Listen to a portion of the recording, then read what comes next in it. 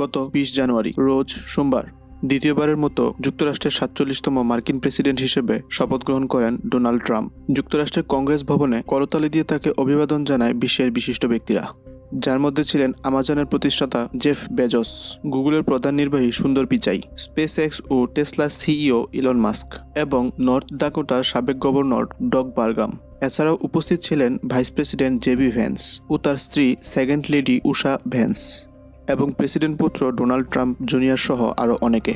শপথ গ্রহণের পর সমর্থকদের উদ্দেশ্যে ভাষণ দেন ডোনাল্ড ট্রাম্প। মার্কিন এই প্রেসিডেন্ট বলেন, আপনারা অনেক ভালো ভালো ব্যাপার ঘটতে দেখতে যাচ্ছেন।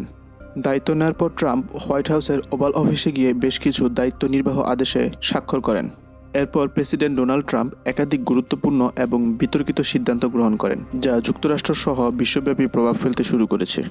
ব্রিকবানের আজকের ভিডিওতে আমরা জানার চেষ্টা করব ট্রাম্পের সিদ্ধান্তগুলো বিশ্বব্যাপী কতটা প্রভাব ফেলতে পারে।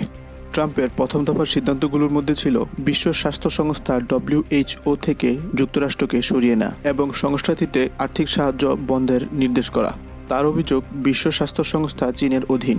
তিনি আরও বলেন, বিশ্ব স্বাস্থ্য সংস্থা আমাদের ছিঁড়ে খাচ্ছেন, আমি তা আর হতে দেব না। মার্কিন যুক্তরাষ্ট্র সংস্থাটির 18% ব্যয়ভার বহন করত, যা বন্ধ হলে সংস্থাটি বড় ধরনের আর্থিক চ্যালেঞ্জের মুখে পড়বে।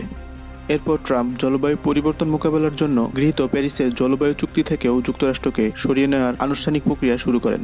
তার মতে এই চুক্তিটি যুক্তরাষ্ট্রের তেল ও প্রাকৃতিক গ্যাস শিল্পের জন্য বাধা সৃষ্টি করছে। তিনি স্পষ্ট জানিয়েছেন, দেশটি এখন তার নিজস্ব সম্পদ ব্যবহার বাড়াবে এবং ড্রিলিং কার্যক্রমে আরও জোর দেবে। এই চুক্তি থেকে সরে আসার জন্য জাতিসংঘকে আনুষ্ঠানিক নোটিশ দেওয়া হয়েছে। তারপর 2021 সালের 6 জানুয়ারি ক্যাপিটল হিল দাঙ্গার সঙ্গে জড়িত প্রায় 1,500-এরও বেশি ব্যক্তিকে সম্পূর্ণ ক্ষমা ঘোষণা করে দেন ট্রাম্প। তাদের বিরুদ্ধে থাকা সব মামলা প্রত্যাহার করেন এবং যারা শাস্তি ভোগ করছিলেন তাদের মুক্তি দেওয়ার নির্দেশ দেন। ট্রাম্প বলে, এই ব্যক্তিরা জাতীয় অন্যায়ের শিকার হয়েছেন। তবে বিশ্লেষকরা এই সিদ্ধান্তকে রাজনৈতিক সহিংসতার প্রতি এক ধরনের অনুমোদন হিসাবে দেখছেন। জন্মসূত্রে নাগরিকত্ব আইন পরিবর্তনে ট্রাম্প বলেছেন, যুক্তরাষ্ট্রে জন্মগ্রহণকারী সকলেই নাগরিকত্ব পাবে না। ট্রাম্প টিকটক নিষিদ্ধ করার বিষয়ে ইচ্ছা পোষণ করেছে, তবে টিকটক নিষিদ্ধ করার বিষয়ে এখনই কোনো চূড়ান্ত সিদ্ধান্ত নেওয়া হয়নি। এই টিকটকের উপর নিষেধাজ্ঞা দেওয়ার সিদ্ধান্ত যুক্তরাষ্ট্র ও চীনের মধ্যকার প্রযুক্তি যুদ্ধকে আরও বাড়িয়ে তুলতে পারে।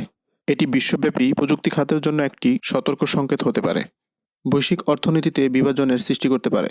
ট্রাম্পের এই সাহসী এবং বিতর্কিত পদক্ষেপগুলো তাৎক্ষণিক প্রভাব ফেললেও এর দীর্ঘমেয়াদী ফলাফল মিশ্র হতে পারে।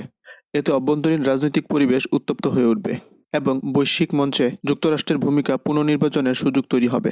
তবে ট্রাম্প তার অগ্রাধিকারগুলোতে স্থির থাকা এবং যুক্তরাষ্ট্রের সোনালী যুগ আনতে দৃঢ় প্রতিজ্ঞাবদ্ধ।